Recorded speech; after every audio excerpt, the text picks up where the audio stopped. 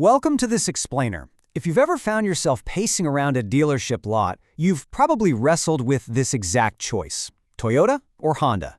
Today we're diving straight into the absolute ultimate automotive matchup to figure out what really separates these two Japanese giants.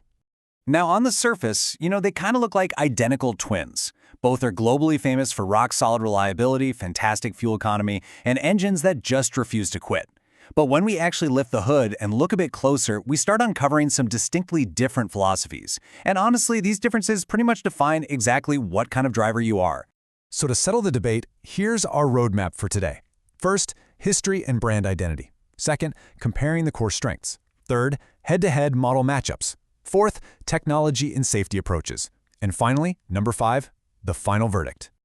All right, let's jump right into part 1, history and brand identity. Because to understand the cars rolling off the line today, we really have to look at their DNA. Going back decades, Toyota was practically laser-focused on one thing: producing dependable, straightforward vehicles for the everyday commuter. Honda, on the other hand, was literally born on the racetrack. They forged this massive motorsport identity that was all about high-revving, exciting engines. And you know what's wild? Those foundational philosophies, Toyota's obsession with proven durability and Honda's passion for the drive, they absolutely still dictate how both companies build their cars today. Moving right along to Section 2, comparing the core strengths. Let's put these titans head-to-head on the metrics that actually matter to you. First up, reliability. And honestly, it's basically a photo finish here.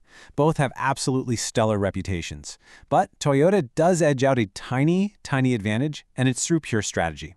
See, they use well-proven powertrains for years before making major changes. They literally wait until the tech is bulletproof.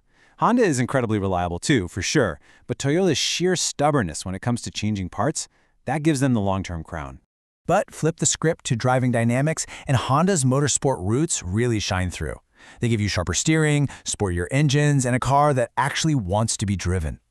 Toyota, conversely, engineers their cars for that relaxed daily drive. They prioritize a plush, smooth, calm commute over, say, weekend thrills on a curvy back road.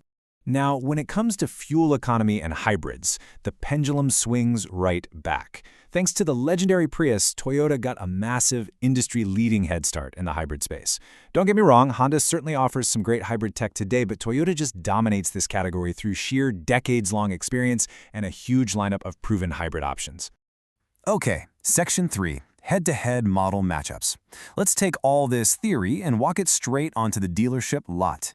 This is where the whole "it depends" factor really kicks into high gear. Look at the compact class. The Corolla is going to give you maximum peace of mind, while the Civic brings sporty style and much stronger engines. Step up to midsize sedans, and the Camry acts as this ultra-comfortable hybrid cruiser, squaring off against the Accord, which boasts an engaging drive and just a massive amount of interior space. And in the crazy competitive SUV market, the RAV4's rugged durability goes toe-to-toe with the CR-V's refined practicality. It really just boils down to what you value most when you're behind the wheel. But before we move on, I have to highlight this. A well-maintained Honda can and will easily outlast a poorly maintained Toyota.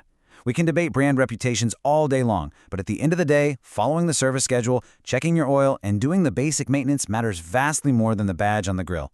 Literally, maintenance is everything. Next up, Section 4, technology and safety approaches. Let's look at how these two tackle modern innovation. We all know that new tech can sometimes mean new, really annoying glitches. And that is exactly why Toyota takes a highly conservative approach. They want to minimize long-term surprises, even if it means their interiors can sometimes feel a step or two behind.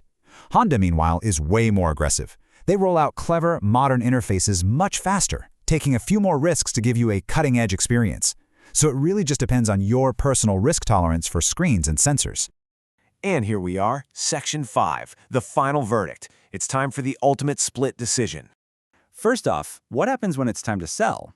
Well, both hold their value exceptionally well, but Toyota's legendary dedication to long-term durability earns it a slight edge on the secondhand market.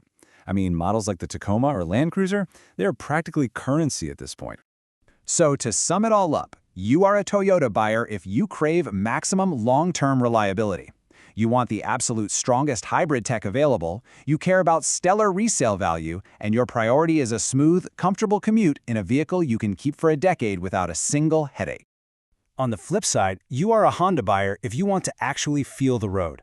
You're looking for a sportier driving experience, strong engine performance, and clever interior design that maximizes your space. Ultimately, you want an engaging daily driver that has just a little hint of that racetrack DNA. At the end of the day, there is truly no bad choice here. There's only the right choice for you. So when you consider your daily commute, your need for thrills versus comfort, and how many years you plan to hold on to those keys, which of these legendary giants will you be parking in your driveway? And remember, how well you treat it matters just as much as who made it. Thanks so much for joining me on this explainer, and I hope this helps you out the next time you're on the lot.